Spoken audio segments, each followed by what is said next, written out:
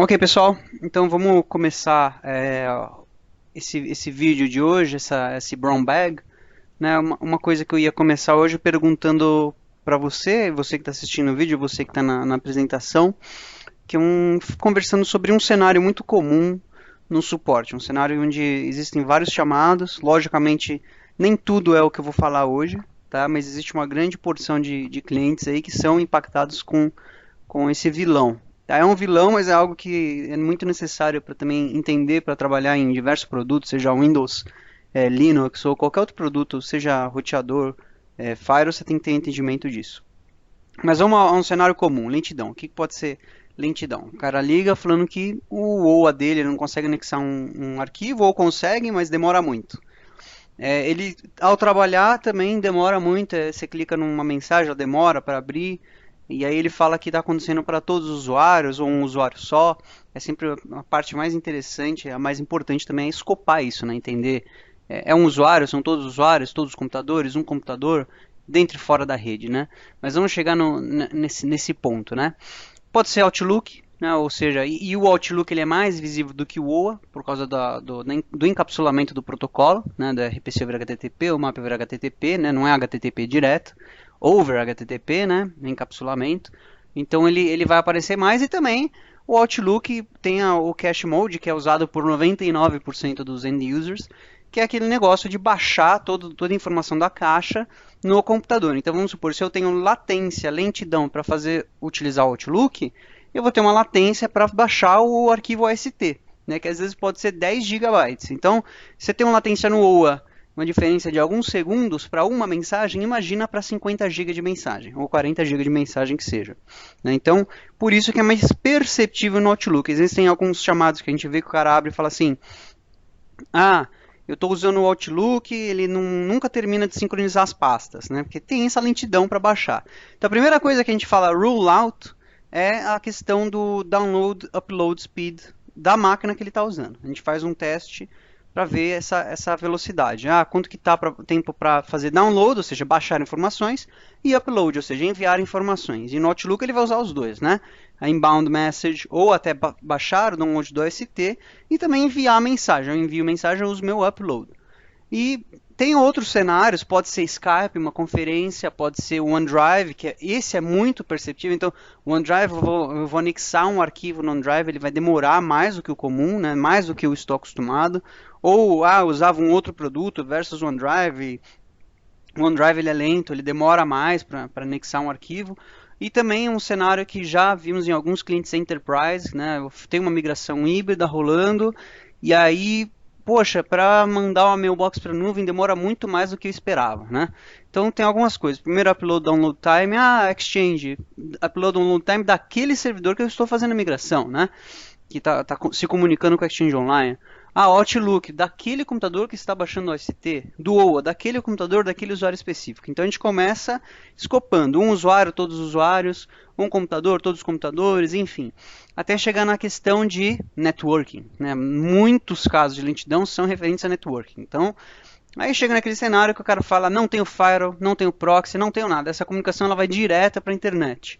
E fica mais difícil de você entender, às vezes, por que é o motivo dessa lentidão. Né? É o computador que é lento. Não é, eu consigo reproduzir em todos os browsers, consigo reproduzir.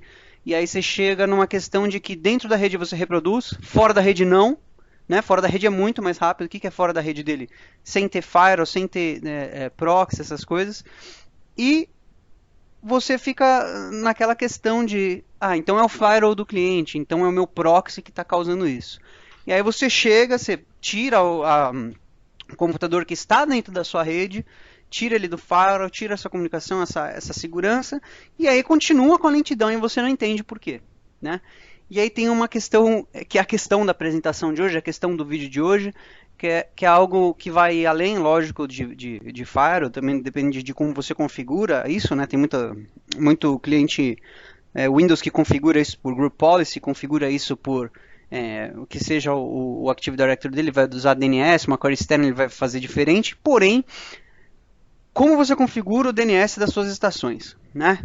Por que a gente fala DIO DNS, que é DIO, né, Worldwide, uma DNS, ou seja, geolocations, né? Quando a gente fala de um ambiente, por exemplo, Exchange Only, né? Como é que funciona a comunicação? Outlook Anywhere, a partir da versão dele que ele está usando lá, não, nem chegando na questão do 2003, nós vamos falar no Exchange Server já mais atual, vamos usar 2013 e 2016, Outlook Anywhere, ele vai publicar o serviço e você vai para a internet, obviamente, né? Porém, onde é que está meu Exchange Server? Está no Brasil, porque a minha empresa, ela estava, por exemplo, no Brasil, então o DNS, eu estou usando aqui o DNS do Brasil, etc, eu uso um outro DNS, mas a query vem para esse servidor. Quando a gente fala de cloud, a gente tem que ter um entendimento muito mais, não vou dizer que é avançado, porque no final é uma coisa simples, mas a gente tem que ter um entendimento de cloud antes de entender DNS, né? O que é a nuvem, né? Alguém tem que me falar primeiro o que é a cloud. Então vamos lá. Eu vou usar algo que eu uso, que eu converso até quando as pessoas falam, Caio, com que você trabalha? Eu falo a cloud, a pessoa fala, eu não sei o que é isso, né? Eu não sei o que é a nuvem. Então vamos numa coisa bem simples. O que é a nuvem? Nada mais é do que uma estrutura de servidores que estão em lugares do mundo, né? Ou seja, pode ter um servidor nos Estados Unidos, um servidor no Brasil, um servidor na China, um servidor na Alemanha, e o que esperamos da cloud é que tenha resiliência e alta disponibilidade. E o serviço ele tem que ser transparente para o usuário final. O usuário final ele vai ter a mailbox dele nos Estados Unidos, ele não pode perceber isso em latência, né? Que eu, por exemplo, nesse cenário que a gente falou no começo, é latência, o cara está percebendo que tem alguma coisa errada, né? Ah, então se a mailbox do usuário estiver nos Estados Unidos, significa que ele vai ter latência. Não necessariamente, depende da sua configuração, depende de como você está fazendo isso, né? Então, o que vamos discutir hoje é aonde que o DNS pode impactar o meu ambiente Office 365, sendo ele híbrido, sendo ele Office 365 only, né? Eu já fiz uma migração, só tenho todos os meus usuários lá no Office 365. Onde é que meu DNS pode impactar o serviço? O que, que é? Latência, né? A disponibilidade dos dados para mim, né? Então vamos lá. Tem o top of discussion hoje. DNS, obviamente, geolocation, resiliência, mailbox location, que são coisas diferentes, né? Meu tenant versus minha mailbox. Consequentemente, Office 365 ou Cloud. Ah, então só a Microsoft faz isso? Não. Todas as empresas grandes de cloud têm High Availability e resiliência. E você tem que cobrar isso do seu provedor, né? Por que eu tenho que cobrar isso? Porque eu estou comprando um serviço cloud, né? Se eu estou comprando um serviço de nuvem, significa que eu quero alta disponibilidade de geolocation também, né? Logicamente, se você não quiser isso, existem maneiras de evitar. Vamos lá. Estrutura do tenant. Como é que eu sei onde a estrutura do meu tenant está? Existe um comando lá no Office 365 que chama get organization config. Eu expandi ele FL, né, full list, e filtrei somente identity e originei tudo que tiver originar asterisco ali para aparecer para mim originating server, né, que eu fui preguiçoso de escrever a palavra inteira. Mas a gente tem ali o tenant, são dois tenants diferentes, né, como a gente pode ver, que são dois on Microsoft. O primeiro é caio.cbr15.microsoft.com, o segundo é o c4iocesa.microsoft.com, tá? Primeiro a gente pode ter um entendimento, deixa eu pegar o lápis aqui, pen. A gente pode ter um entendimento que é importante diferenciar isso aqui, NAMPR e esse cara aqui que está LAMPR. O que isso significa? Significa que o primeiro tenant, o Caio CBR15, tem a estrutura de North America, né, dos Estados Unidos. O que é a estrutura? Os objetos, a parte, vamos pensar em Active Directory, a parte desses objetos está lá, North America, tá? E a segunda parte dos objetos do Active Directory está em Latin America, esse cara aqui. Por que eu tenho dois tenants em lugares diferentes? Porque a minha equipe, ela suporta, obviamente, clientes do Brasil. E quando a gente tem, por exemplo, uma interrupção de serviço, alguma coisa assim, a primeira coisa que eu faço é ver se o ambiente dos Estados Unidos reproduz ou não o ambiente do Brasil. Uma das coisas que eu faço para entender se é algo que está impactando meus clientes do Brasil ou se está impactando os clientes do mundo inteiro, né? Logicamente temos interrupções de serviço que podem impactar North America, ou só Latin America, ou só Asia Pacific, né? Segunda parte, a estrutura está em North America, confirmed. A estrutura está em Latin America, confirmed. E o servidor original originating server é BLU, ou seja, Virgínia, Estados Unidos, né? Ah, então significa que tudo vai estar em Virgínia, Estados Unidos. Não necessariamente, como eu falei, a gente tem resiliência. Então eu posso ter dados da estrutura, né, por questões de segurança. Ah, segurança por quê? Porque alta disponibilidade de dados, tá? Sempre que a gente fala segurança, alta disponibilidade, anda junto, de mão dada. Alta disponibilidade de dados copiados em outros locais, né? Não necessariamente precisamos informar em quais localizações estão esses dados copiados, só entender que temos ali um 99,9999% em que você está seguro de que esses dados não serão perdidos caso o data center de Virgínia, Estados Unidos, pegue fogo, né? Ou um furacão passe e derrube tudo que tem lá. Né? Por isso que existe a cloud. E é um dos maiores motivos, né? Primeiro, você economizar na questão de, poxa, eu vou pagar um aluguel só para ter servidor naquele escritório. Segunda, parte de energia, que é muito cara. Terceira, parte de ar-condicionado, estrutura, enfim, X motivos, né? Um deles é ter a alta disponibilidade pagando pelo serviço e não pelo servidor.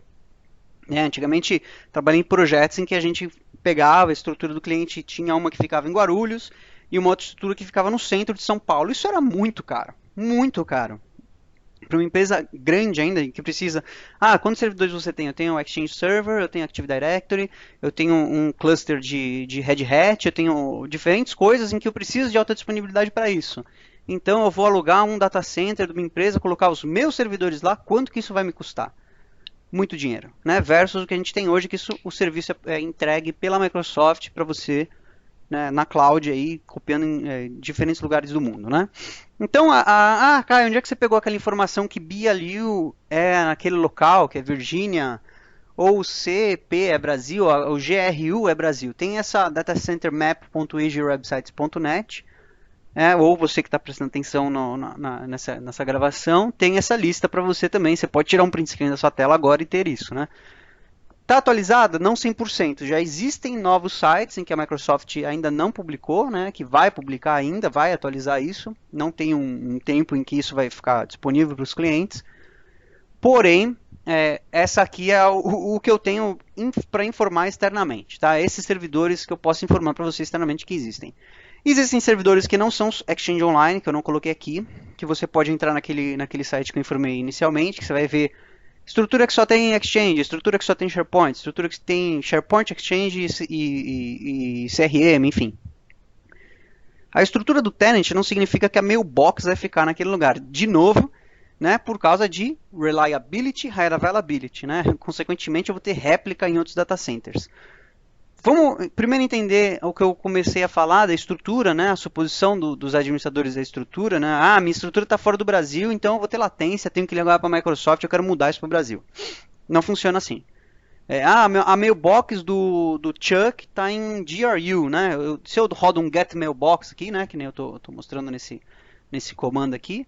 Get mailbox, expando pipefl, né? Full list, identity, server name. Eu pego aqui a identity desse cara, aux.pg. Ele é BLU, o Chuck é GRU, o Steve Bills é GRU, o Barbosa é CP1. Então, a primeira coisa que você entende aí é que estão em locais diferentes, locais físicos diferentes, né? A mailbox primária. Vou voltar aqui para a gente entender onde é que é BLU. É Virgínia. Onde é que é CP1? Latam Brasil. Onde que é GRU? Latam Brasil. GRU é mais fácil de entender onde é que fica, né? Para quem viaja bastante. Então, essas mailboxes estão em um local e essa mailbox em outro, mas no mesmo tenant, né?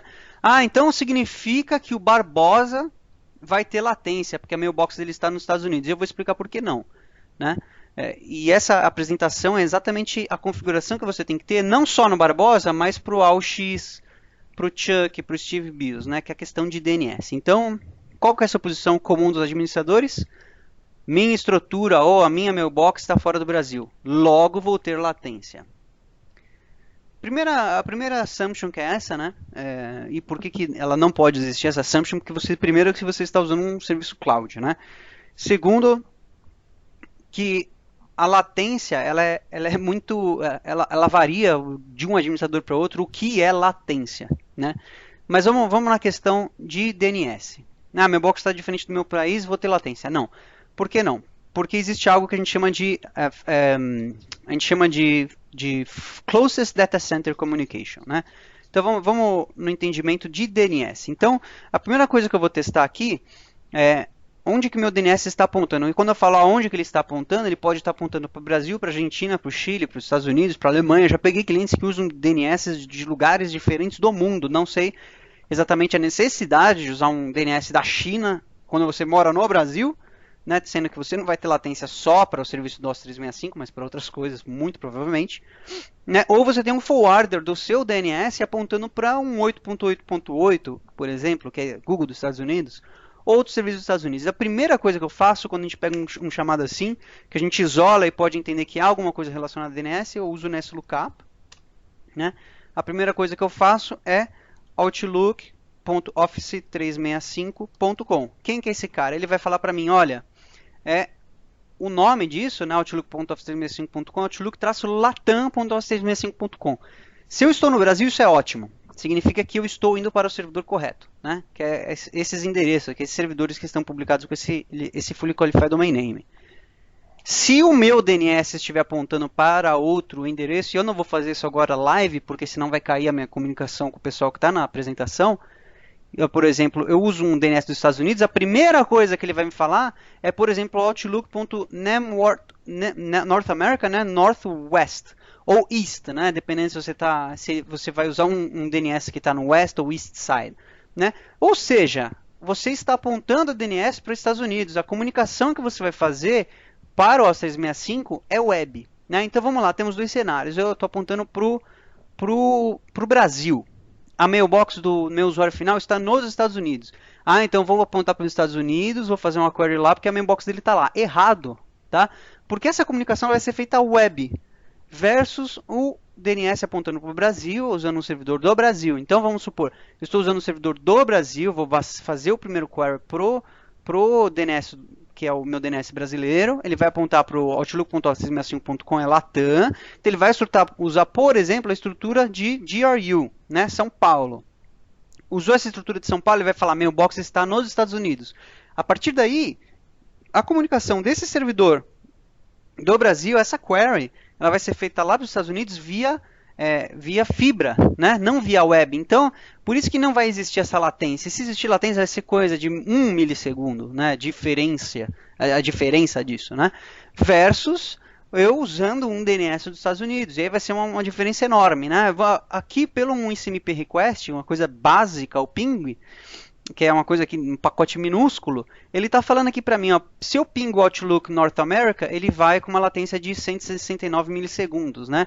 Um average aqui de 171 milissegundos, versus se eu pingo Latin America, um average de 14 segundos. Ah, isso aí não muda nada, né?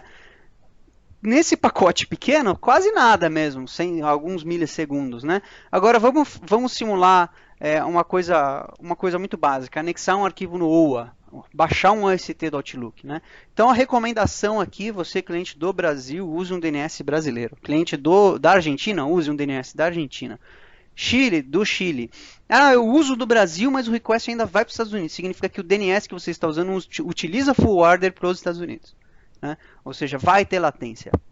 É esperado que tenha latência. Resolução, mude o DNS. Faz um teste muito simples. Pega uma máquina de fora, faz o NSLookup, pega o IP desse cara, joga lá no host e vê a diferença de velocidade.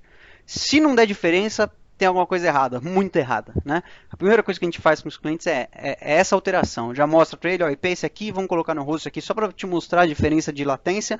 Aí o cara vai lá, tá usando um DNS para os Estados Unidos, a gente muda, aponta para o Brasil, baixa o OST em um tempo muito menor. E aí ele fala, realmente existe essa latência aí por causa do meu DNS. Exemplos.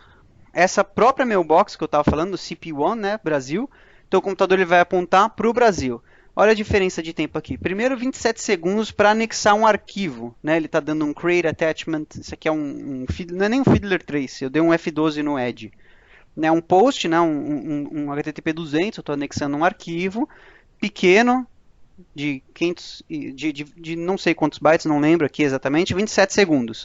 Versus um DNS apontando para os Estados Unidos. Eu estou usando 8.8.8 e a diferença aqui de 36, o tempo total 36 segundos. Então você pensa assim, nossa, não dá nem 10 segundos de diferença, imperceptível. O usuário final não é imperceptível, a gente está usando o OA, ou seja, um request HTTP direto.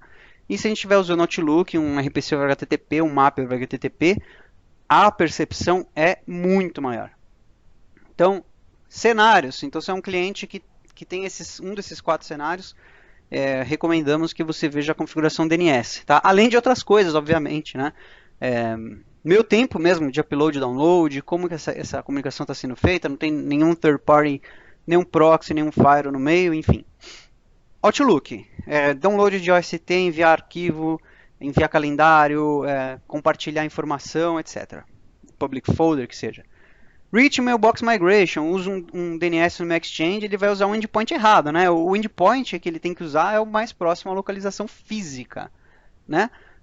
Se eu usar um Exchange lá da China, que seja, vai ter uma latência enorme. Upload no OneDrive, fazendo uma conferência de Skype, está muito lenta, tem que bater DNS dos dois, né? Dos caras que estão, se é da mesma empresa, os dois estão com o DNS correto ou não. Mailbox está localizada no Brasil e o DNS nos Estados Unidos. Então aquele round trip que eu expliquei, né? É um cenário muito comum na América Latina. A mailbox do usuário final está localizado no Brasil e você usar um DNS nos Estados Unidos. O que vai acontecer? Request vai bater lá nos Estados Unidos via web. Ele vai falar que a mailbox está localizada no Brasil e ele vai voltar. Então você vai fazer um round trip, você vai fazer uma viagem lá nos Estados Unidos e vai voltar via web só para falar para você que a mailbox está aqui no Brasil e você vai fazer uma comunicação com essa mailbox. Ou seja, vai ter um round trip maior, que é um cenário comum e é o que a gente mais resolve aqui na América Latina de chamada. Coisas para fazer. Então eu vou compartilhar esses blogs, vídeos e até o Channel 9 para quem quiser. Esse blog aqui a gente escreveu na equipe de suporte. Deixa eu finalizar essa parte aqui. Tem um vídeo no YouTube que eu recomendo para todo mundo ver, que ele começa no 600 segundos, que eu também vou colocar no comentário. Enquanto ele está, eu estou com latência para abrir a URL.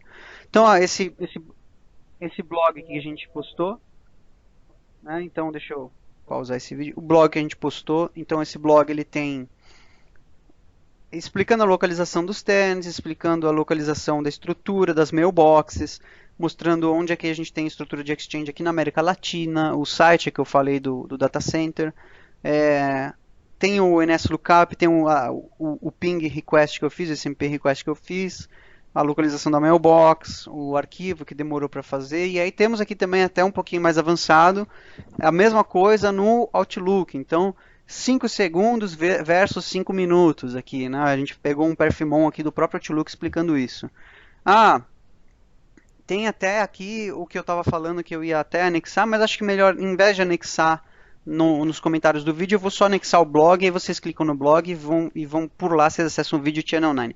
Esse vídeo aqui é muito interessante, que ele explica a latência e como que ela existe lá na Ásia, como que é a mesma coisa que a gente está falando, né? O round trip, que tem um round trip maior, enfim. E o Channel 9 é um pouquinho mais avançado, ele vai explicar, para quem consegue acessar Channel 9, ele vai explicar como fazer troubleshooting disso usando o Netmon, né? Eu acho que nem precisa chegar nesse nível aqui de usar um Netmon para entender isso, a não ser que você queira um root cause, que você queira ir bem deep e falar, eu acho que não é DNS, eu acho que é alguma outra coisa do meu ambiente. Enfim, é isso. Pessoal, muito obrigado e a gente vai postar outros vídeos nas semanas próximas aí.